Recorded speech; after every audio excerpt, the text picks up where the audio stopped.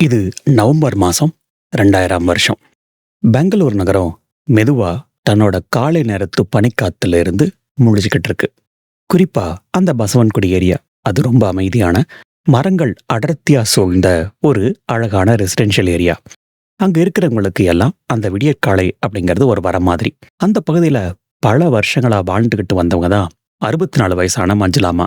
மஞ்சுளாமா பத்தி சொல்லணும் அப்படின்னா, அவங்க அந்த தெருவுக்கு ரொம்ப ஸ்வீட்டான, அன்பான ஒருத்தர். தங்களோட வாழ்க்கையோட எல்லா மேடு பள்ளங்களையும் பார்த்து, குழந்தைகள் நல்லபடியா வளர்த்து செட்டில் பண்ணிட்டு, ஐடிஐல வேலை பார்த்து ஓய்வு பெற்ற தன்னோட கணவர் கூட ரொம்ப நிம்மதியான ஒரு ரிட்டையர்ட் லைஃப் அவங்க வாழ்ந்துகிட்டு இருந்தாங்க. அவங்களோட ஒவ்வொரு நாளும் ரொம்ப அழகாவே ஆரம்பிக்கும். அன்னைக்கும் காலையில வழக்கம் போலதான் விடிஞ்சது. மஞ்சுளா அம்மா வாசல்ல பெருசா கோலம் போட்டுட்டு உள்ள வந்து சாமி கும்பிட்டு முடிச்சாங்க. அவங்க கணவர் நியூஸ் பேப்பர் படிச்சிட்டு இருக்க, அவருக்கு பிடிச்ச ஃபில்டர் காஃபிய சுட சுட கொண்டு போய் கொடுத்தாங்க. அவங்க ரொம்ப சோசியலான ஆளு. பக்கத்து வீட்டுக்காரங்க கிட்ட குடும்ப விஷயங்களை ஷேர் பண்றது, தெருவுல ஸ்கூலுக்கு போற பசங்களுக்கு ஸ்வீட் கொடுக்கறதுன்னு எல்லார் மேலேயும் ரொம்ப பாசமா இருப்பாங்க. அவங்க வீடு அந்த தெருவுலயே ரொம்ப அழகான வீடு. யாராவது வீடு தேடி வந்தா அவங்கள வெளியில நிக்க வச்சு பேச மாட்டாங்க. உள்ள கூப்பிட்டு உட்கார வச்சு குடிக்க தண்ணியோ மோரோ கொடுத்துட்டு தான் அவங்க கிட்ட பேச்சே கொடுப்பாங்க.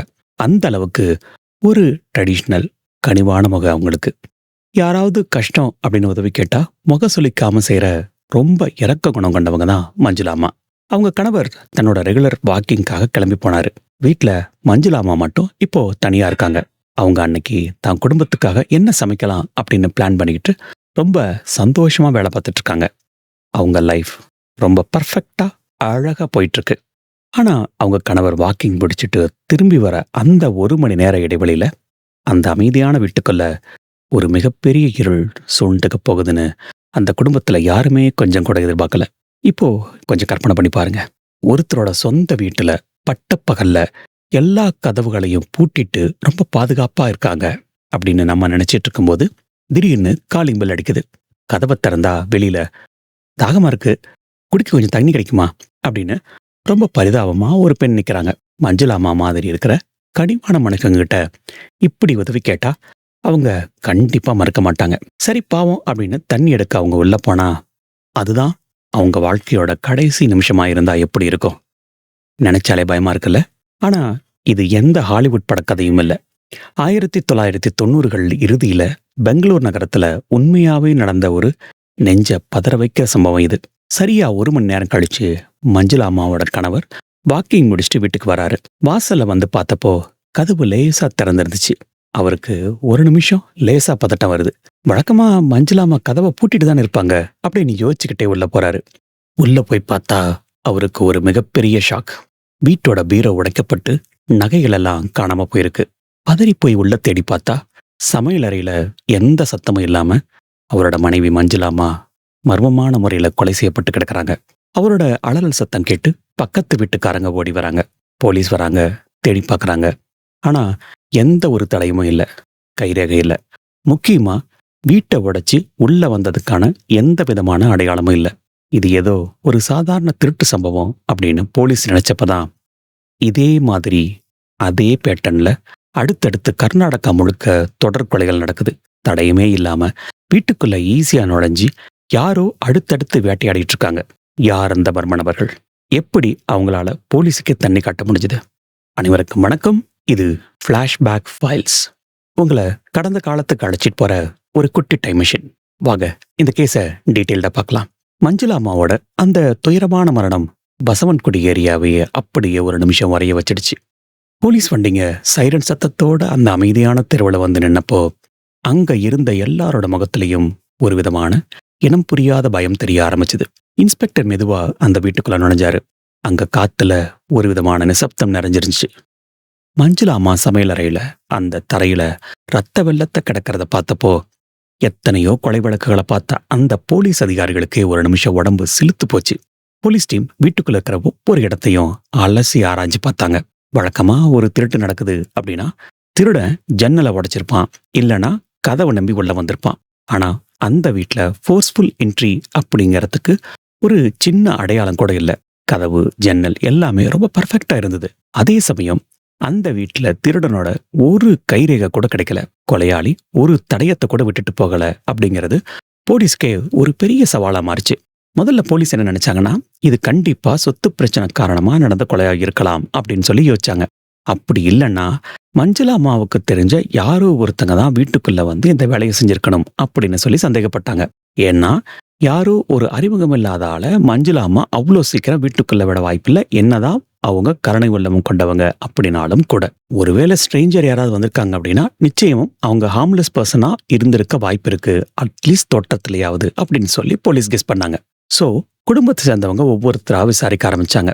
அந்த குடும்பத்தை சேர்ந்தவங்க எல்லாரையும் விசாரிச்சு பார்த்தப்போ அவங்க யாருக்கும் மஞ்சுளா அம்மா மேல எந்த ஒரு விரோதமும் இல்லை அப்படிங்கிறது தெளிவா தெரிஞ்சது.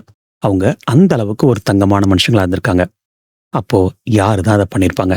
விசாரணை அப்படியே ஒரு டெட் எண்டுக்கு போய் நிக்கிறப்பதான் போலீஸுக்கு அடுத்தடுத்த அதிர்ச்சி காத்துக்கிட்டு இருக்கு. இப்போ அதே மாதிரி அதே பேட்டர்ன்ல கர்நாடகா மாநிலத்தோட வேற சில இடங்கள்ல கொலைகள் நடக்க ஆரம்பிச்சதா தகவல் வர ஆரம்பிக்குது. பெங்களூர் மட்டும் இல்லாம ஆந்திரா, தமிழ்நாடு இந்த மாநிலங்களோட எல்லைப் பகுதிகளிலையும் இதே மாதிரி மர்மமான முறையில மக்கள் கொல்லப்பட்டுட்டு இருந்தாங்க. அந்த எல்லா கேஸ்லயும் ஒரு விஷயம் பொதுவா இருந்தது. அதுதான் பாதிக்கப்பட்டவங்களோட கழுத்து அறுக்கப்பட்ட விதம். போலீஸோட ஒட்டுமொத்த நெட்வொர்க்குமே இப்ப பரபரப்பாச்சு. இது வெறும் சாதாரண திருட்டு சம்பவம் இல்ல, இதுக்கு பின்னாடி ஒரு மிகப்பெரிய கிரிமினல் நெட்வொர்க் இருக்குது அப்படின்னு அவங்களுக்கு மெல்ல மெல்ல புரிய ஆரம்பிச்சது. ஹை செக்யூரிட்டி இருக்கிற வீடுகள்ல கூட எந்த ஒரு தடயமும் இல்லாம எப்படி இவங்களால உள்ள நுழைய முடிஞ்சது அப்படிங்கிறது தான் இவங்களுக்கு இப்ப இருந்த மிகப்பெரிய கேள்வியா இருந்தது. யாரோ ஒரு மர்ம கும்பல் ஒரு வேட்ட மிருக மாதிரி நகரத்துக்குள்ள புகுந்து அடுத்தடுத்து அப்பாவி மக்களை குறி வச்சு வேட்டையாடிட்டு இருந்தாங்க. அந்த திக் நிமிஷங்கள் நகரத்தையே அப்படியே ஒரு பயங்கரமான அச்சத்துக்குள்ள தள்ளி இருந்தது. ஆனா யாருக்கும் தெரியாது, இந்த ஒட்டுமொத்த பயங்கரத்துக்கும் பின்னாடி ஒரு ரொம்ப சின்ன கிராமத்தை சேர்ந்த வெறும் ஒரு சில மனுஷங்க தான் இருந்தாங்க அப்படின்னு. இந்த ஒட்டுமொத்த மர்மத்துக்கும் விடை தேடி போலீஸ் ஓடிக்கிட்டு இருந்தப்போ அவங்க நினைச்சு கூட பார்க்காத அந்த ஒரு இடத்துல இருந்து இந்த வேட்டைக்கான ஆரம்ப புள்ளி கிடைச்சது.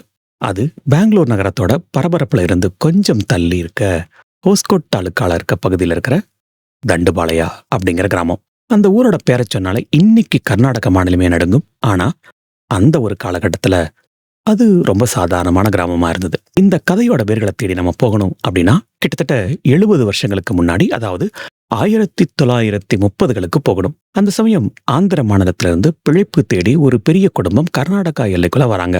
அவங்க கையில காசு இல்ல, வயிறு முழுக்க பசி. ஆனா எப்படியாவது வாழ்ந்தாகணும் அப்படிங்கிற வெறி மட்டும் இருந்தது. ஆனா அவங்க தேர்ந்தெடுத்த வழி இருக்கே, அதுதான் ரொம்ப ரொம்ப தப்பானது. அந்த பரம்பரையில இருந்த பல பேர் ஆரம்பத்துல சின்ன சின்ன திருட்டு வழிபறி மாதிரியான காரியங்களை ஈடுபட ஆரம்பிச்சாங்க. இதை கேட்ட உடனே தீரன் அதிகாரம் 1ல வர டக்காய்ட்டு கும்பல் மாதிரி தோணுதுல்ல? எனக்கும் அப்படிதான் இருந்தது. கிட்டத்தட்ட இந்த கும்பலும் அதே மாதிரி தான் செயல்பட்டாங்க. வாங்க இந்த கேஸை கன்டினியூ பண்ணுவோம். பசிக்கு ஒருவேளை சாப்பாடு கிடைச்சா போதுன்னு ஆரம்பிச்ச அந்த ஒரு தப்பு காலப்போக்குல அவங்களோட ரத்தத்துல ஊறி போச்சு. தப்பு செய்யறத அவங்க ஒரு குற்றமாவே நினைக்கல, அதை ஒரு குலத்தொழில் அப்படின்னு நினைச்சு அது மாதிரியே செய்ய ஆரம்பிச்சாங்க. இந்த மாதிரி ஒரு மோசமான இருட்டு பின்னணியிலிருந்து வந்தவங்க தான் தண்டுபாளையா கிருஷ்ணா, அவனோட கூட்டாளி தொட்டஹனுமா. இவங்க 2 பேரும் சாதாரண ஆளுங்கள்ல, ஒரு மிகப்பெரிய கிரிமினல் நெட்வொர்க்கோட மாஸ்டர் மைண்ட்ஸ்ன்னு சொல்லலாம். வறுமை, பசி, அப்புறம் சரியான வழிகாட்டுதல் இல்லாத ஒரு சூழல்ல வளர்ந்த கிருஷ்ணா அண்ட் இந்த தொட்டஹனுமா 2 பேருமே ரொம்ப சின்ன வயசுலயே பெரிய பெரிய குற்றங்கள்ல இறங்கிட்டாங்க. அவங்களுக்கு பயம் அப்படின்னா என்னன்னு தெரியாது, ஏன்னா அவங்க பார்த்த உலகம் அந்த மாதிரி. இந்த கிருஷ்ணா, தொட்டஹனுமா இந்த 2 பேரோட தலைமையில சுமார் 30 பேர் கொண்ட ஒரு பெரிய கேங்கு பெங்களூர் நகரத்தை சுத்தி இயங்கிட்டு இருந்தாங்க. இதுல ரொம்ப நோட்டபிள் வித்தியாசமான விஷயம் என்னன்னா, இந்த கேங்ல ஆண்கள் மட்டும் இல்ல, பெண்களும் சரிசமமா இருந்தாங்க. வெளியில பார்க்கும்போது சாதாரண கூலி தொழிலாளிகள் மாதிரி அழுக்கு துணி பொத்திக்கிட்டு யாருக்கும் எந்த சந்தேகமும் வராத மாதிரி தான் இவங்க சுத்துவாங்க. இப்போ உங்களுக்கு ஒரு கேள்வி வரும், இவங்களால எப்படி பெங்களூர் மாதிரியான ஒரு ஹை செக்யூரிட்டி இருக்கிற சிட்டிக்குள்ள போய் எந்த தடயமும் இல்லாம அடுத்தடுத்து இவ்வளவு கொலைகளை செய்ய முடிஞ்சது அப்படின்னு? எந்த ஒரு தொழில்நுட்பமும் இல்லை, கம்ப்யூட்டர் பத்தி தெரியாது, இன்டர்நெட் வசதி கிடையாது. ஆனா பெங்களூர் போலீஸ் நெட்வொர்க்கையே பல வருஷங்களா இவங்களால எப்படி ஏமாத்த முடிஞ்சது? இவங்களோட அந்த மாஸ்டர் பிளான் என்ன? இதை பத்தி இன்ஸ்பெக்டர் சலபதி களத்துல இறங்கி தேட ஆரம்பிச்சவதான் அந்த பகீர் உண்மைகள் ஒவ்வொன்னா வெளியே வர ஆரம்பிச்சது. அந்த பிளானிங் என்னன்னு தெரிஞ்சா நீங்க இனிமே உங்க வீட்டு காலிங் பெல் சத்தம் கேட்டாலே ஒரு நிமிஷம் அலறி போயிடுவீங்க. ஒரு தப்பு பண்றதுக்கு முன்னாடி 100 தடவை யோசிக்கணும் அப்படின்னு பெரியவங்க சொல்லுவாங்க. ஆனா இந்த தண்டுபாளையா கேங் இருக்கே, ஒரு கொலையை செய்யறதுக்கு முன்னாடி 100 தடவை இல்ல, பல 100 மணி நேரம் பிளான் பண்ணியிருக்காங்க. இவங்களோட அந்த மாஸ்டர் பிளான் எப்படி வேலை செய்யுதுன்னு போலீஸ் கண்டுபிடிச்சப்போ நிஜமாவே அவங்களுக்கு ஒரு நிமிஷம் பகிர்ந்திருந்தது. ஏன்னா இவங்க எந்த ஒரு பெரிய டெக்னாலஜியோ இன்டர்நெட்டையோ பயன்படுத்தல. இவங்களோட மிகப்பெரிய ஆயுதம் மனுஷங்களோட இரக்க குணம். அந்த அன்பையும் கருணையும் வச்சு இவங்க ஒரு மரண வளையன் ரொம்ப நேர்த்தியா பின்னினாங்க. இந்த கேங்கோட பிளானிங் மொத்தம் 3 கட்டமா நடக்கும். முதல் கட்டம் டார்கெட் செலக்ஷன். கிருஷ்ணா தொட்டகடுமா தங்களோட கேங்ல இருக்கிற ஆட்களை பல குழுக்களா பிரிப்பாங்க. இவங்க குறிவைக்கிற இடம் எப்பவுமே நகரத்தோட மையப்பகுதியில் இருக்கிற ரொம்ப அமைதியான ரெசிடென்ஷியல் ஏரியாக்கள் தான். குறிப்பா பகல் நேரத்தில் ஆண்கள் வேலைக்கோ ஆபீஸ்க்கோ இல்ல ஃபேக்டரிக்கோ போனதுக்கு அப்புறம் பெண்கள் மட்டும் தனியா இருக்கிற வீடுகளையோ அல்லது வயதான முதியவர்கள் அவங்க மட்டும் தனியா இருக்கிற வீடுகளை தான் இவங்களோட முதல் டார்கெட்டா செலக்ட் பண்ணுவாங்க. 2வது கட்டம் ஏற்கனவே நிறைய முறை பார்த்தது, ரேக்கி. இது இவங்களோட பிளானிங்ல ரொம்ப முக்கியமான கட்டம். ஒரு வீட்டை முடிவு பண்ணிட்டா அந்த வீட்டை பத்தி A to Z முழுமையா தெரிஞ்சுக்க இவங்க பயன்படுத்தினது தங்களோட கேங்ல இருக்கிற பெண்களை தான். கங்கம்மா மாதிரியான வயசான பெண்களை அல்லது கை குழந்தையோட இருக்கிற பெண்களை தான் இவங்க ரேக்கிக்கு அனுப்புவாங்க. யார் இந்த கங்கம்மான்னு கேக்குறீங்க? இந்த ஒட்டுமொத்த தண்டுபாளையா கேங்குக்கும் முக்கிய மூளையா செயல்பட்ட தண்டுபாளையா கிருஷ்ணா, அவனோட தாயார் தான் இந்த கங்கம்மா. கிட்டத்தட்ட 30 பேர் கொண்ட இவங்களோட கூட்டு குடும்பத்துல ரொம்ப வயசான அதிக அதிகாரம் கொண்ட பெண் இவங்க தான். இந்த கேங் எந்த வீட்டுல கொள்ளையடிக்கணும் அப்படிங்கிறத முடிவு செய்யறதுல கங்கம்மாவுக்கு ஒரு மிகப்பெரிய பங்கு இருந்தது. கங்கம்மா நேரடியா களத்துல இறங்கி வீடுகளை நோட்டமிடுவாங்க. சில சமயம் தன்னோட மருமகளை பாத்திரங்களுக்கு ஈயம் பூசுறவங்க மாதிரியோ, வளையல் விற்கிறவங்க மாதிரியோ, இல்ல கழிப்பறைய சுத்தம் பண்றவங்க மாதிரியோ அந்த ஏரியாக்களுக்கு அனுப்பி வீட்டை நோட்டமிட சொல்லுவாங்க. ஒரு வயசான பாட்டி வீட்டு வாசல்ல வந்து பரிதாபமா தண்ணீர் கேட்டா யாரும் இல்லை அப்படின்னு சொல்ல மாட்டாங்க. அப்படிங்கிறத தனக்கு சாதகமா பயன்படுத்தி வீட்டுக்குள்ள ஆட்கள் இருக்காங்களா, எத்தனை பேர் இருக்காங்க, நாய் இருக்கா, இப்படிங்கிறதெல்லாம் கங்கம்மா அப்படிங்கிறதுக்குள்ள ஒரே ஒரு நொடியில கணிச்சிருவாங்க.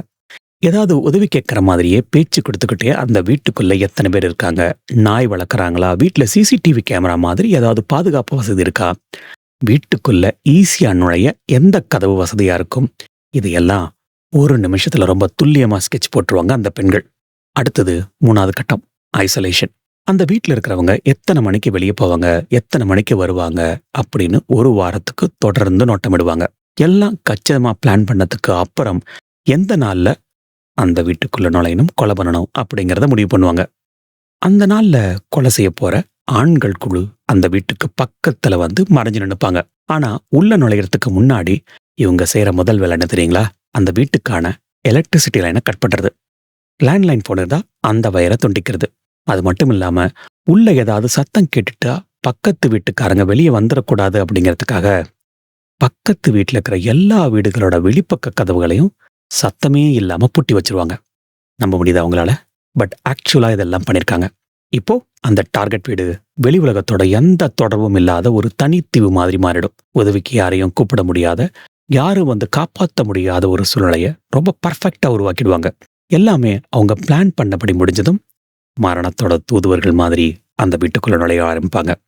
தண்டுபாளையா கேங் வீட்டோட முன்பக்க கதவை எப்பவுமே பலவந்தமா உடைச்சுக்கிட்டு உள்ள போனதே கிடையாது. ஏன்னா கதவை உடைச்சா அதுல இருந்து வர்ற சத்தம் சுத்தி முத்தி இருக்கிற அக்கம் பக்கத்துல இருக்கிறவங்களுக்கு சந்தேகத்தை ஏற்படுத்திடும் அப்படின்னு அவங்களுக்கு ரொம்ப நல்லா தெரியும். ஸோ அவங்க பயன்படுத்தின அந்த எக்ஸிக்யூஷன் வர ரொம்ப சாமர்த்தியமான, அதே சமயம் ரொம்ப கொடூரமானது.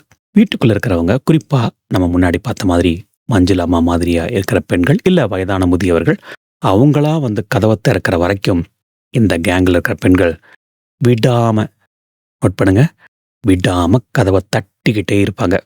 இப்பவும் கூட இதே மாதிரியான விஷயங்கள் நடக்குது. நம்ம தான் ரொம்ப கவனமா இருக்கணும். Okay, back to this case. தாகமா இருக்கு தாயி, குடிக்க கொஞ்சம் தண்ணி கிடைக்குமா, ரொம்ப பசியா இருக்கு, ஏதாவது பழைய சோறு கொடுங்க அப்படின்னு விதவிதமா பரிதாபமான குரல்ல கேட்டு கேட்கிறவங்க மனசு கரையிற மாதிரி கெஞ்சுவாங்க. அந்த நேரத்தில் வீட்டில் இருக்கிறவங்க வெளியே நிற்கிறது ஒரு பெண் தானே, அதுவும் இவ்வளோ கஷ்டப்படுறாளே அப்படின்னு இறக்கப்பட்டு கதவை லேசா திறப்பாங்க. ஆனா அந்த நிமிஷம்தான் அவங்களோட வாழ்க்கையோட கடைசி நிமிஷமா மாறப்போகுதுன்னு அவங்களுக்கு தெரியாது. கதவை லேசா திறந்த அடுத்த வினாடி சிங்கம் பாயிற மாதிரி வீட்டுக்குள்ள வெளியே மறைஞ்சு நிக்கிற அந்த கேங்கோட ஆண்கள் கூட்டம் அப்படியே உள்ள பாய்வாங்க. அப்படி உள்ள நுழைஞ்சதும் அவங்க முதல் வேலையா பயன்படுத்தின ஆயுதம் ஒரு இரும்பு கம்பி, க்ரௌபார் சொல்லுவோம் இல்லைங்களா, அது. வீட்டுக்குள்ள நுழைஞ்ச உடனே அந்த வீட்டில் இருக்கிற நபரோட தலையில அந்த இரும்பு கம்பியால ஓங்கி ஒரு அடி அடிப்பாங்க. அந்த அடியோட வேகத்துல அந்த நபர்கள் அப்படியே மயங்கி சரிவாங்க. மயக்கமடைஞ்ச அந்த நபர்கிட்ட இருந்து நகைகளை கொள்ளையடிக்கிறது மட்டுமில்லாம அந்த கேங் சில கொடூரமான பாலியல் வன்கொடுமைகளையும் செஞ்சிருக்கிறதா போலீஸ் அதிகாரி சலபதி அவர்களோட விசாரணையிலையும் நீதிமன்ற குற்றப்பத்திரிகைகளையும் பதிவாயிருக்கு. இது மட்டும் இல்ல, இந்த மிருகங்களுக்குள்ள யார் அந்த வக்கரமான செயல்ல முதல்ல செய்ய போறது அப்படின்னு ஒரு போட்டியே நடக்குமா? சில விஷயங்கள் இளைமறைக்காயம் தான் சொல்லியிருக்கேன், உங்களுக்கு புரிஞ்சிருக்குன்னு நினைக்கிறேன். இதை கேட்கும் போதே நமக்கு ரத்தம் கொதிக்குதில்ல. ஆனா அவங்களோட கொடூரம் இதோட முடியல. இந்த காரியங்கள் எல்லாம் செஞ்சு முடிச்சதுக்கு அப்புறம் எந்த ஒரு தடையும் விட்டுட்டு போகக்கூடாது அப்படிங்கிறதுக்காகவும், ஒருவேளை அவங்க உயிர் பிழைச்சு போலீஸ் கிட்ட தங்களை காட்டி கொடுத்துடக்கூடாது அப்படிங்கிறதுக்காகவும் அவங்க செஞ்ச அந்த கடைசி காரியம் பாதிக்கப்பட்டவங்களோட கழுத்து அறுக்கிறது. இதை படிக்கும்போது எனக்கே ஒரு மாதிரி போன் சில்லிங்கா இருந்தது. கழுத்து அறுக்கிறதுக்காக அவங்க எப்பவுமே கத்தி இல்லைன்னா ரொம்ப கூர்மையான பிளேடை பயன்படுத்தியிருக்காங்க. இந்த கழுத்து அறுத்து கொலை செய்யற முறை இதுதான் பின்னாடி கர்நாடகா போலீஸ்க்கு இது கண்டிப்பா தண்டுபாளையா கேங்கோட வேலையா தான் இருக்கணும் அப்படிங்கிறதுக்கான முக்கிய அடையாளமா மாறிச்சு. எந்த ஒரு சத்தமும் இல்லாம, எந்த ஒரு கைரேகையோ தடையுமோ இல்லாம இவ்வளவு கொடூரமா கொலை செஞ்சுட்டு வீட்டோட பின்பக்க கதவு வழியா இல்லைன்னா செவுத்து மேல ஏறி குதிச்சோ காத்தோட காத்தா அப்படியே மறைஞ்சிடுவாங்க. இப்படி எந்த ஒரு நவீன தொழில்நுட்பமும் இல்லாம 1996 இருந்து 2000 வரைக்கும் தொடர்ச்சியா 80க்கும் மேற்பட்ட கொலைகளை செஞ்சு இந்த கும்பல் போலீஸ் கிட்ட சிக்காம இருக்க இன்னும் என்னென்ன மாதிரியான யுக்திகளை கையாண்டாங்கன்னு கேட்டா உங்களுக்கு ஆச்சரியமாவும் இருக்கும், அதிர்ச்சியாவும் இருக்கும். இந்த தண்டுபாளையா கேங் குற்றங்களை செய்யறதுல மட்டும் இல்ல, அதை மறைச்சி போலீஸ் கண்ணில் மண்ணை தூவுறதுலையும் செம்ம கில்லாடிங்களா இருந்திருக்கானுங்க. ஒரு வீட்டுல அவ்வளவு கொடூரமா ஒரு உயிர்ப்பு இருக்கும், அங்க ரத்தம் செதறி கிடக்கும். ஆனா இவனுங்க மட்டும் ரொம்ப நிதானமா அந்த இடத்துல எந்த ஒரு சின்ன தடயத்தையும் விட்டுட்டு போயிடக்கூடாது அப்படிங்கிறதுல கண்ணும் கருத்துமா இருப்பானுங்க. கொலை செஞ்சுட்டு பீரோவை திறந்து நகைகளை எல்லாம் அள்ளினத்துக்கு அப்புறம் அவங்க செய்யற முதல் வேலை அந்த ஆயுதங்களை சுத்தம் செய்யறது தான். கொலைக்கு அவங்க பயன்படுத்தின அந்த குரோபார், கத்தி, இது எல்லாத்தையும் அந்த வீட்லயே இருக்கிற பாத்ரூம்லயோ இல்ல வாஷ் மிஷின்லயோ வச்சு ஒரு சொட்டு ரத்தக்கரை கூட இல்லாம சுத்தமா கழுவிடுவானுங்க. சில நேரங்கள்ல அந்த ஆயுதங்களை அங்கேயே விட்டுட்டு போனா மாட்டிப்போம் அப்படின்னு பயம் இருந்தா அதை அப்படியே ஒரு துணியில சுத்தி தங்களோட ஏரியாவுக்கு எடுத்துட்டு போயிடுவாங்க. போற வழியில ஆள் நடமாட்டம் இல்லாத ஏரியால இல்லைன்னா அடர்த்தியான புதர்கள்ல வீசிட்டு போயிட்டே இருப்பானுங்க. அது மட்டும் இல்லாம வீட்டை விட்டு வெளியே வரும்போது அவங்க ரொம்ப கவனமா இருக்கிற இன்னொரு விஷயம் கைரேகை. எந்த ஒரு இடத்துலையும் தங்களோட கைரேகை பதிஞ்சிடக்கூடாதுன்னு கதவு பிடிகள், அதுக்கப்புறம் வேற எந்தெந்த பொருட்கள்லாம் தொட்டாங்களோ அது எல்லா இடத்தையும் துணியை வச்சு சுத்தமா தொடச்சிட்டு தான் கிளம்புவானுங்க. இதனால அவ்வளவு வருஷங்களா போலீஸ் அந்த இடங்களுக்கு வந்து மோப்ப நாயை வச்சும் ஃபாரன்சிக்ஸ் எக்ஸ்பர்ட்டை வச்சும் தேடி பார்த்தும் அவங்களுக்கு எந்த க்ளூவுமே கிடைக்கல. சரி, கொலை பண்ணியாச்சு, நகை எடுத்தாச்சு, அடுத்தது என்ன? இங்கதான் அந்த கேங்கோட மாஸ்டர் மைண்டான கங்கம்மா தன்னோட ஆட்டத்தை ஆரம்பிக்கிறா. கொள்ளையடிச்ச நகைகளை டீல் பண்றதுல கங்கம்மா ஒரு மிகப்பெரிய எக்ஸ்பர்ட். கொலையை செஞ்சுட்டு வர்றவங்க கொண்டு வர நகைகள்ல சில சமயம் ரத்தக்கரை படிஞ்சிருக்கும், இல்லைனா அந்த டிசைனை வச்சு அது இன்னார் வீட்டு நகைன்னு ஈஸியா கண்டுபிடிச்சிடலான்னு கங்கம்மாவுக்கு தெரியும். ஸோ அவ என்ன பண்ணுவான்னா, அந்த நகைகளை முதல்ல நல்லா கழுவி சுத்தம் பண்ணுவா. அதுக்கப்புறம் ஒரு சுத்தியலை எடுத்து அந்த நகையெல்லாம் அடிச்சு நசுக்கி அதோட டிசைனே தெரியாத அளவுக்கு முழுசா உருக்குடைச்சிடுவாங்க. அப்படி உருமாத்தின அந்த தங்கத்தை எடுத்துக்கிட்ட கங்கம்மா மைசூர், மண்டியா, பெங்களூர், கோலார், ஹாசன் அப்படின்னு கர்நாடகா மாநிலத்தோட வெவ்வேறு ஊருக்கு போவாங்க. அங்க அவங்களுக்கு தெரிஞ்ச ரகசியமான அழகு கடைகள்ல சில திருட்டு நகைகளை வாங்குற வியாபாரிகள் கிட்ட அந்த தங்க நகையை வித்துட்டு காசாக்கிடுவாங்க. இப்படி ஒரு இடத்துல விற்காம பல ஊர்களில் பிரிச்சு விற்கிறதுனால போலீஸால இந்த செயின் லிங்கை என்னைக்குமே கண்டுபிடிக்க முடியாம போயிட்டு இருந்தது. இன்னொரு முக்கியமான விஷயம் என்னன்னா, இவங்க கிட்ட இவ்வளவு பணமும் நகையும் இருந்தாலும் வெளியில பார்க்கறதுக்கு இவங்களை யாருமே சந்தேகப்பட முடியாது. ஏன்னா இவங்க தங்களோட தோற்றத்தை எப்பவுமே ரொம்ப சாதாரணமா ஏழை கூலி தொழிலாளிகள் மாதிரி வச்சுப்பாங்க. இவங்க கிட்ட கார் கிடையாது, பைக் கிடையாது, பஸ், லாரி, ட்ரெயின் இப்படின்னு சாதாரண பொதுமக்கள் பயணிக்கிற பொது போக்குவரத்தை தான் இவங்க எப்பவுமே பயன்படுத்துவாங்க. சில நேரங்கள்ல ரொம்ப நல்லவங்க மாதிரி பொதுமக்களோட அனுபவத்தை பெற மாதிரியும் நடிப்பாங்க.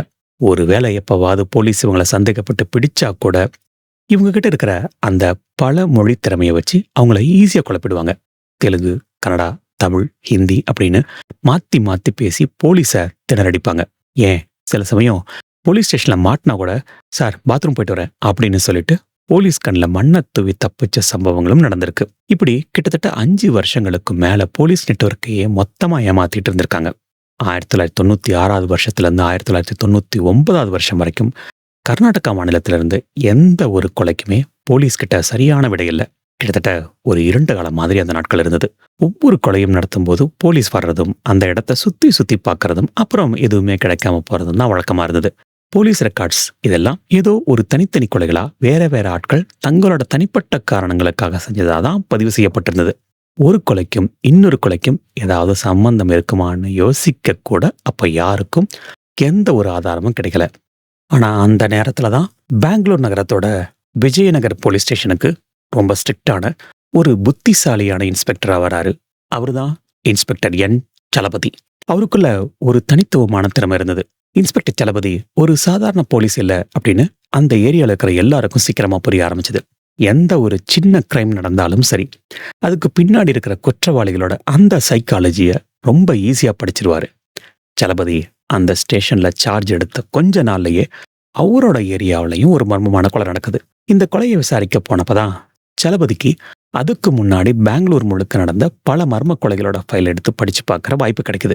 அந்த தூசு படைஞ்ச ஃபைல்கள் ஒவ்வொன்னா எடுத்து ரொம்ப உன்னிப்பா கவனிச்ச இன்ஸ்பெக்டர் சலபதி ஒரு மிகப்பெரிய முடிச்ச கண்டுபிடிக்கிறாரு. அது என்னன்னா, பாதிக்கப்பட்டவங்க எல்லாரோட கழுத்தும் அறுக்கப்பட்ட விதம். அதாவது அந்த த்ராட் ஸ்லிட்டிங் பேட்டர்ன்.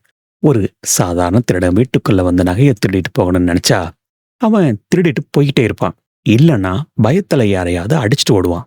ஆனா இங்க கொலை செய்யப்பட்டவங்க எல்லாரும் முதல்ல தலையில இரும்பு கம்பியால அடிக்கப்பட்டு மயக்க நிலையில தான் இருந்திருக்காங்க.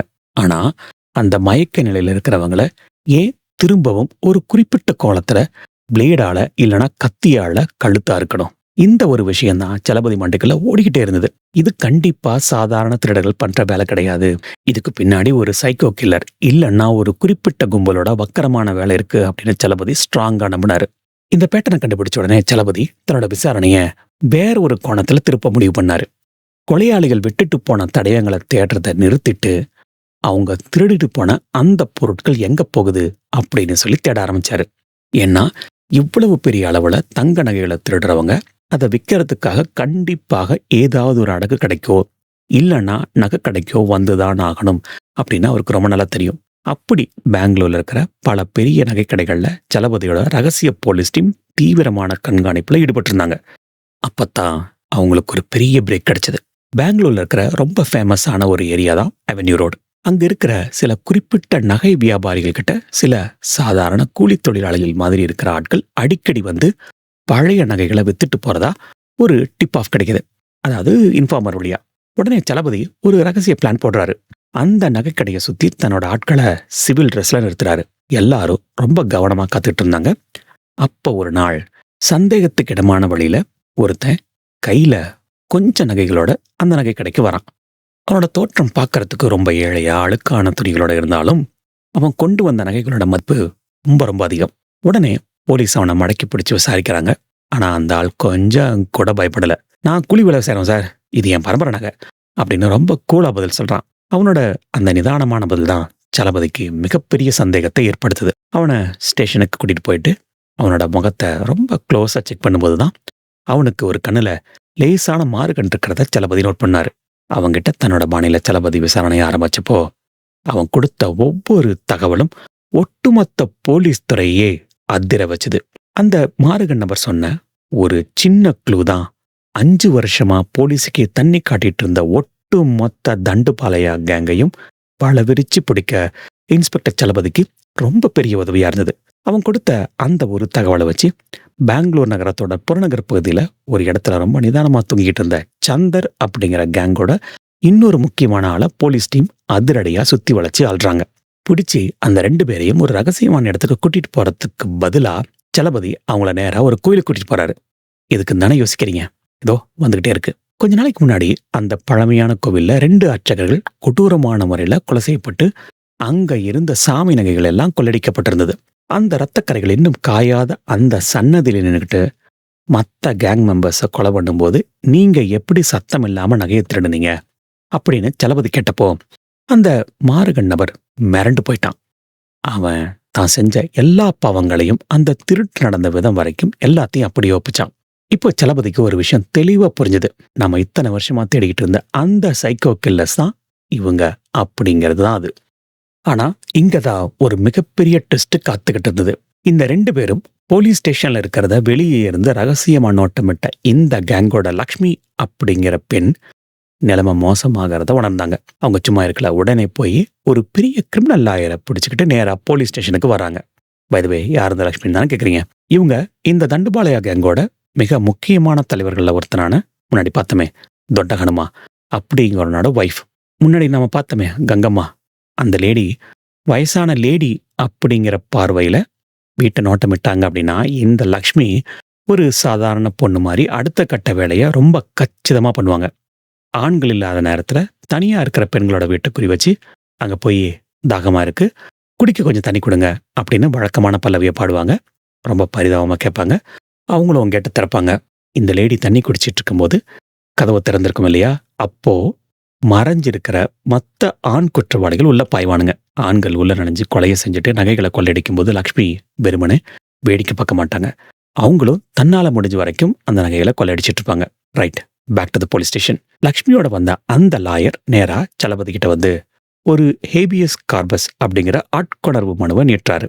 சாதாரணமா கட்டட வேலைக்கு வந்த ஏன் கிளைண்ட்ஸை நீங்க எப்படி சட்டவிரோதமா ஸ்டேஷன்ல வச்சிருக்கலாம்?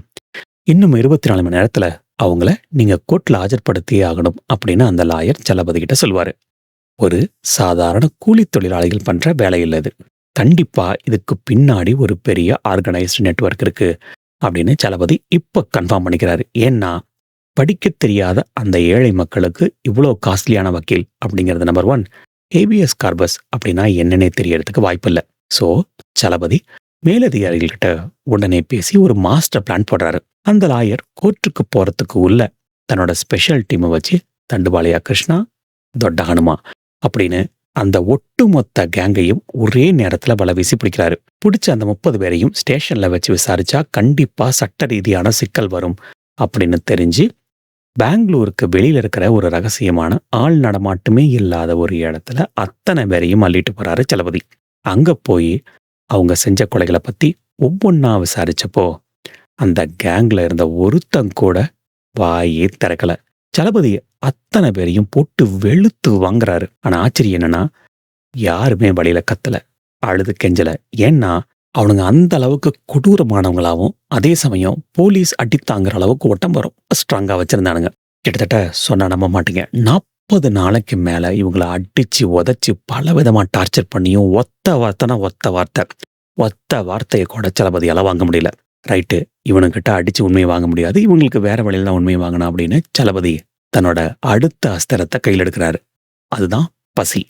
அந்த அத்தனை பேருக்கும் பல நாட்களுக்கு சாப்பாடு தண்ணின்னு எதையுமே கொடுக்காம பட்டி போடுறாரு. உடம்புல தெம்பு இருக்கிற வரைக்கும் அடி தாங்கினவங்களுக்கு பசியை தாங்க முடியல. மெல்ல மெல்ல துடிக்க ஆரம்பிக்கிறானுங்க. கடைசியா அவங்க கண்ணு முன்னாடி சூடான பிரியாணியும் நல்ல சாப்பாடையும் சலபதி கொண்டு வந்து வச்சப்போ அந்த ஒருவேளை சாப்பாட்டுக்காக தங்களோட ஒட்டுமொத்த சாம்ராஜ்யத்தை பத்தி சொல்ல ஆரம்பிக்கிறானுங்க. அவங்க சொன்ன ஒவ்வொரு கொலையோட பின்னணியை கேட்டதும் சலபதிக்கு பகீர்னு இருந்தது. அவங்க சொன்ன ஒவ்வொரு தகவலும் வெளி உலகத்துக்கு வந்தப்போ சாதாரண மக்கள் மட்டும் இல்ல, பல பெரிய கிரிமினலாஜிஸ்டுக்கே ஒரு மிகப்பெரிய அதிர்ச்சியா இருந்தது. ஏன்னா ஒரு குற்றவாளி தப்பு பண்றான் அப்படின்னா அவனுக்கு பின்னாடி ஒரு வலுவான காரணம் இருக்கும். சாதாரணமா ஒருத்தன் திருடுறான் அப்படின்னா அதுக்கு காரணம் ஒண்ணு அவனோட பண கஷ்டமா இருக்கா, இல்லைன்னா வேற ஏதாவது தேவையா இருக்கலாம். அதே மாதிரி யாராவது ஒருத்தனை கொலை பண்ணணும் அப்படின்னா அதுக்கு பின்னாடி ஒரு பெரிய பழி வாங்குற எண்ணமோ இல்லை ஏதாவது ஒரு தனிப்பட்ட முன்விரோதமோ இருக்கும். ஆனா இந்த தண்டுபாளையா கேங்க பொறுத்த வரைக்கும் அவங்களுக்கு பணத்தோட தேவையை தாண்டி ஒரு விதமான பயங்கரமான மனநோய், சைக்கலாஜிக்கல் இன்னெபிலிட்டி, சைக்கலாஜிக்கல் டிஸார்டர் இருந்துச்சு அப்படின்னு தான் சொல்லணும். அவங்க ஏன் இவ்வளவு கொடூரமா நடந்துக்கிட்டாங்க? ஒரு மனுஷனால எப்படி இன்னொரு மனுஷனை இவ்வளவு ஈவு இரக்கமே இல்லாம கொல்ல முடியுது அப்படின்னு தெரிஞ்சுக்கணும்னா அவங்களோட அந்த இருண்ட பின்னணியை நம்ம கொஞ்சம் திரும்பி பார்க்கணும்.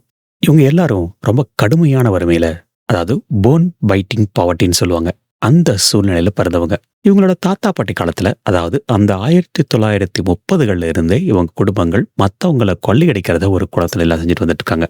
அதனால ஒருத்தன் சின்ன வயசுல ஸ்கூலுக்கு போறதை விட மற்றவங்க கிட்ட எப்படி திருடுறது தான் ஒரு பெரிய பாடமாவே கத்துக்கிட்டாங்க. சுருக்கமா சொன்னா நம்மளை ஒருத்தன் அடிக்கிறதுக்கு முன்னாடி நம்ம அவனை அடிக்கணும் அப்படிங்கிற ஒரு காட்டு மிராண்டித்தனமான மனநிலையில் தான் இவங்க சின்ன வயசுல இருந்தே வளர்க்கப்பட்டிருக்காங்க. ஆனா இவங்க வெறும் திருட்டுக்காக மட்டும் வீட்டுக்குள்ள நுழையல. சில வீடுகளில் கொள்ளடிக்கும் போகும்போது அந்த வீட்டில் இருக்கிறவங்க இவங்களை பார்த்து ரொம்ப பயந்து போய் உங்களுக்கு என்ன வேணா எடுத்துக்கோங்க. தயவு செஞ்சு எங்கள மட்டும் ஒண்ணும் பண்ணிடாதீங்க அப்படின்னு கதறி அழுது கால்ல விழுந்து கெஞ்சிருக்காங்க. ஆனா, இவங்க அந்த பணத்தையும் நகையும் வாங்கிக்கிட்டு அந்த நபர்கள உயிரோட விட்டதே கிடையாது. இதுக்கு காரணம் இவங்களோட அந்த வக்கிரமான சைக்கோபாத் மனநிலை தான். இந்த கேங் ஒருத்தர தலையில அடிச்சு மயக்க செஞ்சதுக்கு அப்புறம் அவங்க கழுத்த அறுக்கிறது அப்படிங்கிறது யாராலையுமே கற்பனை கூட பண்ணி பார்க்க முடியாத ஒரு கொடூரமான காரணத்தையும் வச்சிருந்தாங்க. கழுத்த அறுக்கும்போது ரத்தம் பீச்சி அடிக்குமே, அந்த நேரத்துல அவங்களோட தொண்டையிலேருந்து வர்ற அந்த ஒரு விதமான விசில் அடிக்கிற சத்தம் கேட்கறது இவனுங்களுக்கு ஒரு பெரிய போதையையும் ஒரு வக்கரமான சந்தோஷத்தையும் கொடுத்திருக்கு அப்படின்னு இவனுங்களே போலீஸ் விசாரணையில ஒப்புக்கிட்டானுங்க. அது மட்டும் இல்லாம ஒரு மனுஷனோட ரத்தத்தை அப்படி நேர்ல பார்க்கும்போது அவனுங்களுக்கு ஒரு விதமான அதிகாரம், அதாவது பவர் கிடைச்ச மாதிரி ஃபீல் பண்ணியிருக்கானுங்க அப்படின்னு சொல்லியிருக்கானுங்க. எனக்கு இந்த கேஸ்ல இந்த பாயிண்ட் படிக்கும்போது இதுதான் முக்கியமான காரணமா இருந்திருக்கணும் அப்படின்னு சொல்லி தோணுச்சு. காலங்காலமா வறுமையிலையும் மற்றவங்களுக்கு கீழே இருந்தவனுங்களுக்கு இது ஒரு மாதிரி அதிகார போதையை கொடுத்திருக்கணும். கிட்டத்தட்ட அசோக் செல்வன், சரத்குமார் நடிச்ச போர்த்தொழில் படத்துல வர அந்த சுப்பீரியாரிட்டி காம்ப்ளெக்ஸ் வில்லன் மாதிரி அப்படின்னு சொல்லலாம். இன்னொரு அதிர்ச்சியான விஷயம் என்னன்னா, இந்த கேங்ல இருந்த யாருமே அவனுங்க செஞ்ச தப்புக்காகவோ இல்லைன்னா அவங்களால பாதிக்கப்பட்ட குடும்பங்களுக்காகவோ கொஞ்சம் கூட வருத்தப்பட்டதே கிடையாது. அவங்கள சுத்தி இருந்த அந்த சூழலும் வறுமையும் அவனுங்களை அப்படி மாத்திருச்சுன்னு ஒரு பக்கம் சமூகம் பேசினாலும் இந்த கொலைய ஒரு என்ஜாய்மெண்ட் பண்ற மாதிரி ஆரம்பிச்சதுதான் இங்க இருக்கிற கசப்பான உண்மை. தங்களுக்குள்ள யார் ரொம்ப கொடூரமா கொலை செய்ய போறாங்க, யாரு அதிக ரத்தத்தை பாக்குறாங்கன்னு அவனுங்களுக்குள்ள ஒரு போட்டி போட்டிருக்கானுங்க. அந்த அளவுக்கு வக்கரமான செயல்களை ஈடுபட்டிருக்கானுங்க. ஒரு கட்டத்துக்கு மேல இவங்க எந்த அளவுக்கு பிரெயின் வாஷ் செய்யப்பட்டிருந்தாங்க அப்படின்னா, ஜெயில அடைக்கப்பட்டது தங்களுக்கு மரண தண்டனை வரப்போகுது அப்படின்னு தெரிஞ்சும் கூட தங்களை கண்டுபிடிச்சு இங்க கொண்டு வந்த அந்த போலீஸ் அதிகாரி சலபதியை எப்படி கொலை பண்ணணும் அப்படின்னு ஜெயிலுக்குள்ள உட்காந்து பிளான் பண்ணிருக்கானுங்க. இந்த அளவுக்கு எந்த உணர்ச்சியும் இல்லாத ஒரு ரத்த வெறி பிடிச்ச இந்த கேங்குக்கு நம்ம இந்திய நீதிமன்றம் என்ன தண்டனை கொடுத்துச்சு? 5 வருஷமா பெங்களூர் நகரத்தை ரத்த களரியாக்கின இந்த அரக்கணுங்களுக்கு கடைசியா என்னதான் ஆச்சு அப்படிங்கிறத இப்ப பார்க்கலாம். பெங்களூர் பரப்பநகரகார சிறை வளாகத்திலேயே இந்த தண்டுபாளைய வழக்குக்காக ஒரு சிறப்பு நீதிமன்றம் அமைக்கப்பட்டுச்சு. சொன்னா நம்ப முடியுதா? அதுதான் உண்மை. ஏன்னா இந்த குற்றவாளிகள் எவ்வளவு கொடூரமானவனுங்க அப்படின்னு அரசாங்கத்துக்கும் காவல்துறைக்கும் ரொம்ப நல்லா தெரியும். சாதாரண கோர்ட்டுக்கு இவனுங்களை கூட்டிட்டு போனா பாதுகாப்பு குறைபாடுகள் வரலாம் அப்படின்னு நினைச்சு சிறைக்குள்ளேயே விசாரணையை ஆரம்பிச்சாங்க. நம்ம இந்திய சட்டப்படி ஒரு குற்றவாளி போலீஸ் கிட்ட கொடுக்கிற வாக்குமூலத்தை மட்டும் வச்சுக்கிட்டு அவங்களுக்கு தண்டனை கொடுத்துட முடியாது. அவங்க சொன்ன அந்த தரப்பு விஷயங்கள் உண்மையா இல்லையான்னு நிரூபிக்க போலீஸ் தரப்புல இருந்து ரொம்ப வலுவான ஆதாரங்களை கோர்ட்ல சமர்ப்பிக்க வேண்டிய கட்டாயம் இருந்துச்சு. இன்ஸ்பெக்டர் சலபதியும் அண்ட் அரசு தரப்பு வழக்கறிஞரான டி.எஸ். கோபிநாத் இந்த விஷயத்துல ரொம்ப தெளிவா இருந்தாங்க. இவங்க 2 பேரும் சேர்ந்து ஏராளமான ஆதாரங்களை சேகரிக்க ஆரம்பிச்சாங்க. அவங்க கோர்ட்ல கொண்டு வந்து வச்ச முதல் பெரிய ஆதாரம் என்னன்னா, இந்த தண்டுபாளையா கேங் திருடிகிட்டு போய் வெவ்வேறு அடகு கடைகள்ல வித்த அந்த நகைகளை மீட்டு கொண்டு வந்ததுதான். அது மட்டும் இல்லாம குற்றவாளிகள் வாக்குமூலம் கொடுக்கும்போது எடுக்கப்பட்ட வீடியோ பதிவுகள், கொலைக்கு அவங்க பயன்படுத்தின அந்த துணி சுத்திய இரும்பு கம்பி, அப்புறம் சில வீடுகள்ல ரொம்ப ரொம்ப ரொம்ப கஷ்டப்பட்டு சேகரிச்ச அவங்களோட கைரேகைகள் எல்லாத்தையும் ஒரு கோர்வையா பண்ணி ரொம்ப ஸ்ட்ராங்கா முன்வைக்கிறாங்க. நான் ஏன் கஷ்டப்பட்டு சேகரிச்சாங்கன்னு சொல்றேன் அப்படின்னு உங்களுக்கு புரிஞ்சிருக்கும்னு நினைக்கிறேன். ஏன்னா இவனுங்க எந்த இடத்துலயுமே கைரேகைகளை அவ்வளவு ஈஸியா கிடைக்கிற மாதிரி விட்டுட்டு போகல. இதுக்கு போலீஸ் தனியா போராட வேண்டியிருந்தது. விசாரணை நடந்துகிட்டு இருக்கிற அந்த தருணங்கள்ல கூட இந்த தண்டுபாளையா கேங் கோர்ட்ல கொஞ்சமும் பயம் இல்லாம ரொம்ப தெனாவட்டா நடந்துட்டு இருந்திருக்கானுங்க. அவங்க முகத்துல ஒரு துளி கூட குற்ற உணர்ச்சி தெரியல. ஒரு கட்டத்துல அவங்களோட கொட்டம் எந்த அளவுக்கு போச்சுன்னா, இந்த வழக்குல வாதாடுற அரசு வழக்கறிஞர் டி.எஸ். கோபிநாத் அவங்களையும் அவ்வளவு ஏங்க இந்த வழக்கை விசாரிச்ச நீதிபதியையும் 2 தடவை மிரட்டிருக்கானுங்கன்னு கோர்ட் ரெக்கார்ட்ஸ்ல பதிவாயிருக்கு. வெளியே வந்து அவங்கள விடமாட்டோம் அப்படின்னு துணிச்சலா ஓப்பனா மிரட்டல் விடுத்திருக்கானுங்க. ஆனா நீதி தேவதை அவங்களுக்கு சரியான பதிலடி கொடுக்க காத்துக்கிட்டு இருந்தது. எல்லா ஆதாரங்களையும் சரிபார்த்த அந்த சிறப்பு நீதிமன்றம் அடுத்தடுத்து மரண தண்டனைகளை வழங்கி தீர்ப்பு சொல்லுச்சு. தொட்ட அனுமா, தண்டுபாளையா கிருஷ்ணா, வெங்கடேஷ், முனிகிருஷ்ணா, நல்லத்திமா அப்படின்னு அந்த கேங்ல இருந்த முக்கியமான 11 பேருக்கு 16 வெவ்வேறு கொலை வழக்குகள்ல மரண தண்டனை விதிச்சு உத்தரவிடப்பட்டது. இதை கேட்டதும் பெங்களூர் மக்களுக்கே ஒரு நிம்மதி பெருமூச்சு வந்தது. இவங்க போக மீதமுள்ள பல பேருக்கு ஆயுள் தண்டனையும் வழங்கப்பட்டது. ஆனா இங்கதான் சட்ட ரீதியான ட்விஸ்ட் காத்துக்கிட்டது. நம்ம சட்டத்துல இருக்கிற சில ஓட்டைகளை பயன்படுத்தி எப்படியாவது தப்பிக்கணும் அப்படின்னு சொல்லி இந்த கேங் கர்நாடகா உயர்நீதிமன்றத்துல மேல்முறையீடு பண்றானுங்க. அங்க நடந்த வாதங்கள்ல நிலைமை கொஞ்சம் மாறிச்சு. உச்சநீதிமன்ற நீதிபதிகள் இந்த வழக்கு ஆழமா விசாரிச்சப்போ ஒரு விஷயத்த சுட்டி காட்டினாங்க. போலீஸ் நகைகளை மீட்டு கொண்டு வந்தது உண்மைதான். ஆனா அந்த நகைகளை திருடின அதே நேரத்துலதான் இவங்க கொலையும் பண்ணாங்க அப்படிங்கறதுக்கு போதிய நேரடி சாட்சியங்களோ இல்லைன்னா உறுதியான ஃபாரன்சிக் எவிடன்ஸோ போதுமான அளவுக்கு இல்லை அப்படின்னு சொல்லியிருக்காங்க. இதன் காரணமா ஒரு சில வழக்குகள்ல கைரேகைகள் கூட சரியா மேட்ச் ஆகலைன்னு சொல்லப்படுது. இதையெல்லாம் கணக்குல எடுத்துக்கிட்ட உயர்நீதிமன்றம் பல வழக்குகள்ல கொடுக்கப்பட்ட அந்த மரண தண்டனைகளை ரத்து பண்ணிட்டு அதை ஆயுள் தண்டனையாவோ இல்லைன்னா 10 வருட கடுங்காவல் தண்டனையாவோ குறைச்சி தீர்ப்பு வழங்குச்சு. இன்னும் சில கேஸ்கள்ல போதிய ஆதாரங்கள் இல்லைன்னு சொல்லி தொட்ட ஹனுமா, தண்டுபாளையா கிருஷ்ணா இந்த மாதிரியான முக்கிய குற்றவாளிகளை சில கொலை குற்றச்சாட்டுகள்ல இருந்து விடுவிச்சும் உத்தரவு வந்துச்சு. ஆனாலும் அவங்க மேல நிலுவையில் இருந்த நூற்றுக்கணக்கான திருட்டு வழக்குகளுக்காகவும் நிரூபிக்கப்பட்ட வேறு சில கொலை வழக்குகள் காரணமாகவும் அவங்க தொடர்ந்து ஜெயில தான் இருக்க வேண்டியிருந்தது. அத்தனை வருஷங்கள் ஜெயில இருந்தாலும் அவங்க செஞ்ச அந்த பாவங்களுக்கு இது போதுமான தண்டனையா அப்படிங்கிற கேள்வி இன்னும் இருக்கு. 1996 வருஷத்துல ஆரம்பிச்சு 2001 வருஷம் வரைக்கும் கிட்டத்தட்ட 5 வருஷமா ஒரு முழு மாநிலத்தையே தங்களோட கொடூரமான குற்றங்களால உரைய வச்ச அந்த தண்டுபாளையாக அவங்களோட இருண்ட சாம்ராஜ்யம் ஒரு வழியா முடிவுக்கு வந்தது. இந்த வெற்றிக்கு ரொம்ப முக்கியமான காரணமா இருந்தது இன்ஸ்பெக்டர் சலபதி மாதிரியான சில நேர்மையான சாமர்த்தியமான போலீஸ் அதிகாரிகளோட விடாமுயற்சி தான். ஆனா இந்த மாதிரி ஆட்கள் ஜெயிலுக்கு போனாலும் இந்த வழக்கு நம்ம சமூகத்துக்கு கொடுத்துட்டு போன பாடங்கள் என்னைக்குமே மறக்க முடியாது. அதே சமயம் ரொம்ப முக்கியமானது. பை த வே, இந்த கேஸ்ல ரொம்ப முக்கியமான தொட்ட ஹனுமா அண்ட் கிருஷ்ணா இவங்க 2 பேரும் வாழ்நாள் முழுக்க ஜெயில இருக்கணும் அப்படின்னு சொல்லி ஜெயில் தண்டனை கொடுக்கப்பட்டிருக்கு. இது கூடவே சிக்க ஹனுமா அப்படின்னு சொல்லி ஒருத்தர் இருந்திருக்கான். அவனை 29 வருஷத்துக்கு அப்புறம் 2026 வருஷம் போலீஸ் இப்போ ரீசெண்டாக அரெஸ்ட் பண்ணியிருக்காங்க. Right, back to the case. இப்போ இந்த தண்டுபாளையா கேங் தங்களோட வேட்டைக்கு எந்த ஒரு நவீன விதமான தொழில்நுட்பத்தை பயன்படுத்தல, இல்லைனா ஒரு பெரிய பெரிய துப்பாக்கி வச்சு யாரையும் மிரட்டல. அவங்க பயன்படுத்தின மிகப்பெரிய ஆயுதம் நம்ம கிட்ட இருக்கிற அந்த நம்மளோட இரக்க குணம். அப்புறம் இவங்க நம்மளை என்ன பண்ணிடுவாங்க அப்படிங்கிற அந்த அசட்டு தைரியம். நம்ம வீட்டுக்கெல்லாம் யாருப்பா வரப்போறா அப்படின்னு நம்ம நினைக்கிற அந்த சின்ன ஓவர் கான்ஃபிடன்ஸ் தான் இது எல்லாத்துக்கும் முக்கியமான காரணம். அவங்களுக்கு, அதாவது இந்த மாதிரியான நாட்களுக்கு இது ஒரு பெரிய பிளஸ் ஆயிடுது. இன்னைக்கு அந்த தண்டுபாளையா கும்பல் ஜெயில இருக்கலாம். ஆனா இதே மாதிரி வேற யாரோ ஒருத்தன் புது புது ரூபங்கள்ல இன்னும் வெளியே சுத்திக்கிட்டு தான் இருக்கானுங்க. அவனுங்க கிட்ட இருந்து நம்ம குடும்பத்தை காப்பாத்திக்க சில முக்கியமான விஷயங்களை நம்ம என்னைக்குமே மறக்கக்கூடாது. முதல்ல, அறிமுகமில்லாத நபர்கள் கிட்ட இருந்து ரொம்ப எச்சரிக்கையா இருக்கணும். வீட்டுல தனியா இருக்கும்போது, குறிப்பா வயசானவங்க இல்லைனா பெண்கள் மட்டும் தனியா இருக்கும்போது யாராவது வந்து தண்ணி கேட்டாலோ இல்லை ஏதாவது உதவி வேணும்னு சொல்லி கதவை திறக்க சொன்னாலோ எக்காரணத்தை கொண்டும் கதவை முழுசா திறக்காதீங்க. உதவி செய்யறது முக்கியம் இல்லைங்க, அதை விட நம்மளோட பாதுகாப்பு முக்கியம் இல்லையா? அதே மாதிரி வீட்டோட பாதுகாப்பு விஷயத்துல ரொம்ப உஷாரா இருக்கணும். நீங்க ஒரு வேளை வெளிக்கு போறதா இருந்தா நியூஸ் பேப்பர் போடுறவங்க அண்ட் பால் ஊத்துறவங்க இவங்ககிட்டலாம் முன்னாடியே சொல்லிட்டு அதை நிறுத்திடுங்க. ஏன்னா நம்ம வீட்டு வாசல்ல தேங்கி இருக்கிற அந்த நியூஸ் பேப்பர் தான் வீட்டுல யாரும் இல்லை அப்படிங்கிறத சொல்லாம சொல்லும். இது அந்த வழியா போற கிரிமினல்ஸ்க்கு ஈஸியா தெரிஞ்சிடும். முடிஞ்ச அளவுக்கு எல்லார் வீட்லயும் சிசிடிவி கேமராக்கள் பொருத்த முயற்சி பண்ணுங்க. ஏன்னா அது திருடங்களுக்கு ஒரு பெரிய சைக்கலாஜிக்கல் தடுப்பா இருக்கும்.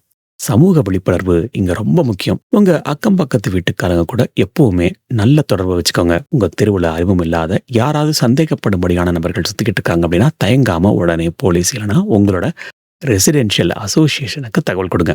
கடைசியா, இந்த தண்டுபாளையா கேஸ்ல இருந்து நம்ம கத்துக்க வேண்டிய இன்னொரு மிகப்பெரிய பாடம் அப்படின்னா வறுமை அப்படிங்கிறது தப்பு பண்றதுக்கு என்னைக்குமே ஒரு காரணமா இருக்க முடியாது. வறுமையில பிறந்து எவ்வளவோ கஷ்டப்பட்டு நேர்மையான வழியில முன்னுக்கு வந்த எத்தனையோ நல்ல மனிதர்கள் நம்ம சமூகத்துல நிறைஞ்சிருக்காங்க. ஆனா தப்பு செய்யறதையே ஒரு குலத்தொழிலா நினைச்சு மற்றவங்களோட ரத்தத்தை பார்த்து வக்கரமா சந்தோஷப்பட்ட அந்த தண்டுபாளைய ஆட்களுக்கு நம்ம இந்திய சட்டமும் காவல்துறையும் தண்டனை கொடுத்திருக்காங்க. ஆனா அந்த தண்டனை சரியான தேவையான அளவா அப்படிங்கிறத காலம்தான் தீர்மானிக்கும். விழிப்போட இருப்போம், பாதுகாப்பா வாழ்வோம். ஆல் ரைட் மக்களே, இந்த கேஸ் ஸ்டடி உங்களுக்கு ஒரு புதுவிதமான பார்வையை இருந்திருக்கும் அப்படின்னு சொல்லி நம்புறேன். வேற ஏதாவது சுவாரஸ்யமான இல்ல மர்மமான வழக்கை பத்தி நான் பேசணும் நீங்க ஆசைப்பட்டா அதை கமெண்ட் சொல்லுங்க. இன்ஃபேக்ட் இந்த கேஸே கூட கீழே கமெண்ட் பாக்ஸ்ல நம்ம அன்பர் ஒருத்தர் சொன்ன கேஸ் தான். இந்த வீடியோ உங்களுக்கு பிடிச்சிருந்தா லைக் பண்ணுங்க, உங்க ஃப்ரெண்ட்ஸ் அண்ட் ஃபேமிலிக்கு ஷேர் பண்ணுங்க, உங்களோட கருத்துக்களை கமெண்ட் பண்ணுங்க. இன்னும் சப்ஸ்கிரைப் பண்ணாம பாக்குறீங்க அப்படின்னா மறக்காம சப்ஸ்கிரைப் பண்ணுங்க. மீண்டும் ஒரு இன்ட்ரெஸ்டிங்கான ரீலன்ஸ்ல சந்திப்போம். அது வரைக்கும் உங்களோட உடல் நலத்தையும் மனநலத்தையும் பத்திரமா பார்த்துக்கோங்க.